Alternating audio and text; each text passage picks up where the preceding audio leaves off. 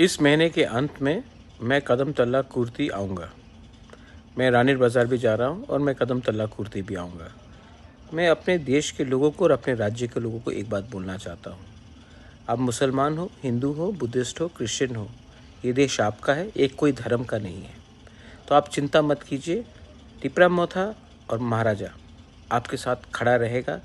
पहले भी खड़ा था, आज भी खड़ा हूँ और आने वाले दिन में भी मैं आपके संग कदम कदम मिलाकर आपके संग, आपके सुरक्षा के लिए, आपके भविष्य के लिए और आपके बच्चे का और आपके संपत्ति का सुरक्षा के लिए मैं हर समय आपके संग हूँ। और अगर आपको लगता है कि आपके आवाज़ को कोई सुन नहीं रहा है, तो ये मत भूलिए कि ये परिवार ने पिछले 500 साल से हम लोग सब एक संग रहे हैं। ये हमारा परंपरा है और ये राज्य, ये देश आपका इतना ही है जितना सबका है।